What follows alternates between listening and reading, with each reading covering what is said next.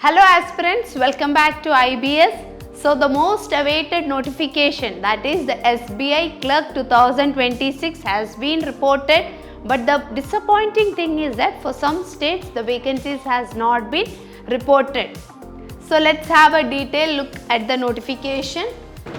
So the post is for the SBI, State Bank of India, recruitment of junior associate or customer support and sales, that is the clerical post.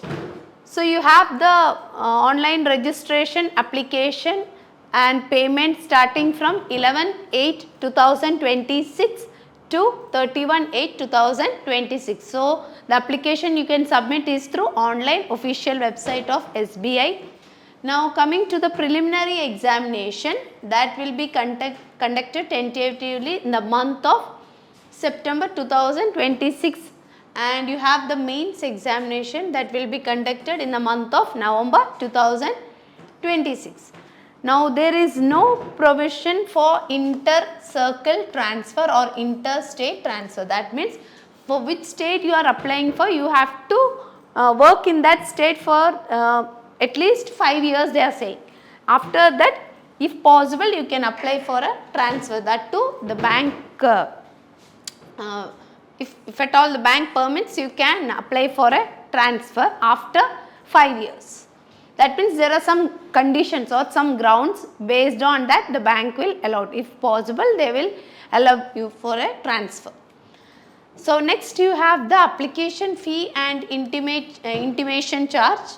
That is, you know, the application fee that is non-refundable, and you have for the SC, ST, PWBD, excess and DXS, you have no payment. Then you have for the general OBC, EWS, payment of rupees 750 rupees. Now coming to the state-wise vacancies, only for some states the vacancies have been reported.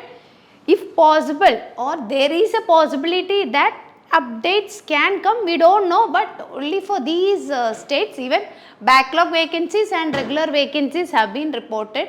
So let's see, if you are applying for Kerala and you don't have vacancies in Kerala, you can apply for neighboring state like Tamil Nadu, which have nearly 1,410 vacancies, or you can apply for Karnataka. But the challenging thing is that you should know the local language of that particular state you are applying for, because you will have an LPT.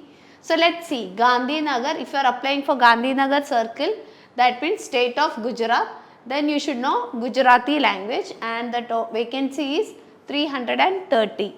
Now coming to Bengaluru circle, that is Karnataka state, you should know Kannada, 760 vacancies.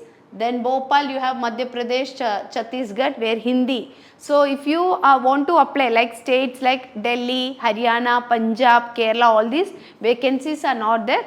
So if you have a language subject included like Hindi or like English, you can apply for states having Hindi and English as the language.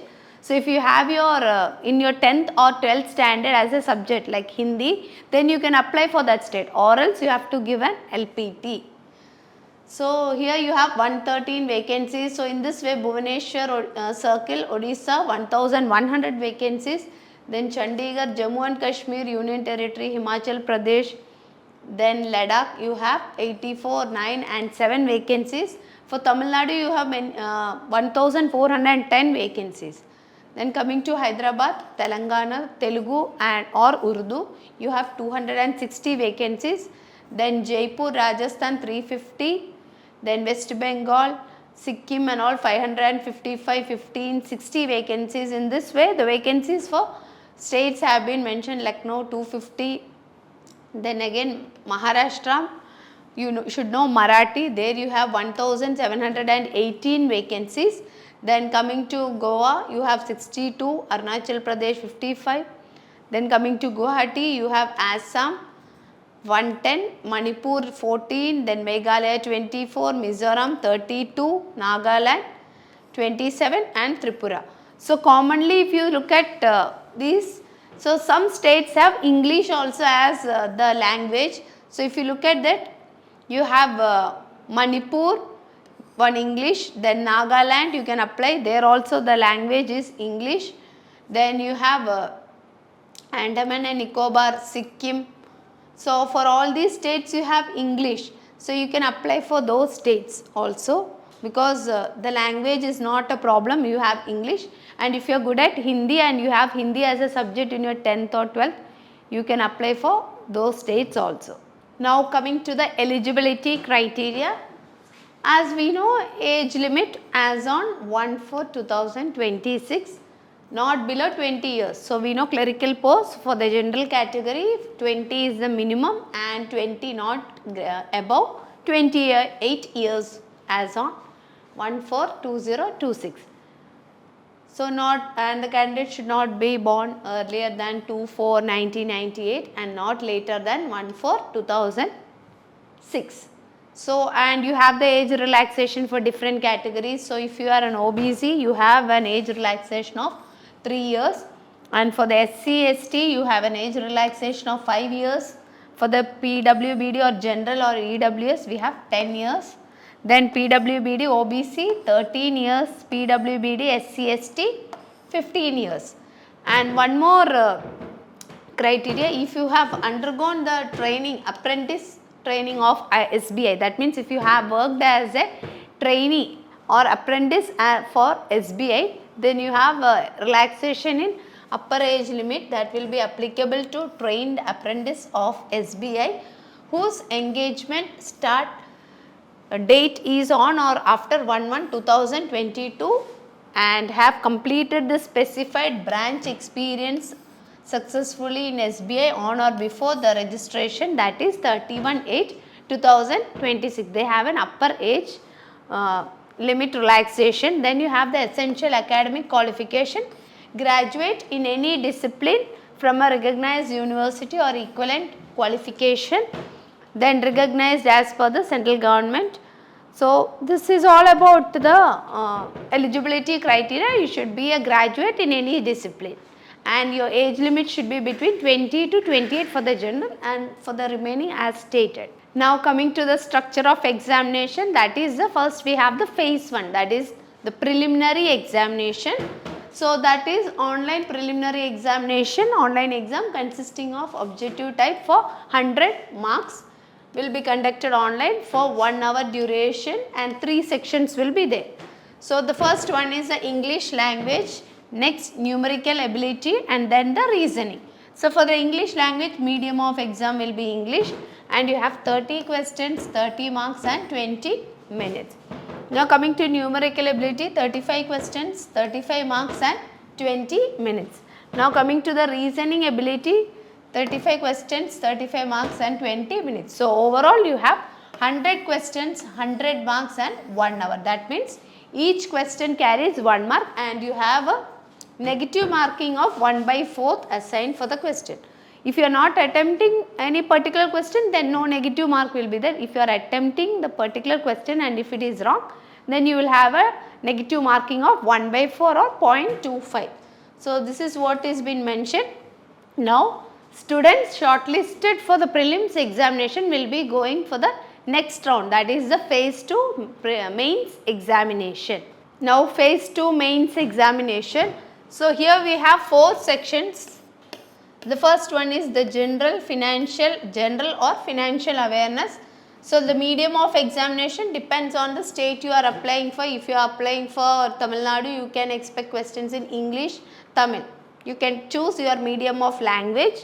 So 50 questions, 50 marks, 35 minutes. Then coming to English, English will be obviously in English, questions will be in English. Number of questions 40, maximum 40, 35 marks. Next quantitative aptitude, 50 questions, 50 marks and 45 minutes.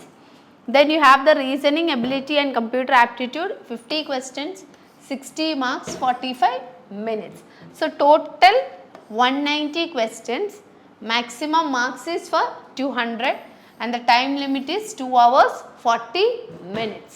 So now we have the phase 3, that is the local language proficiency test, LLPT. So what is this?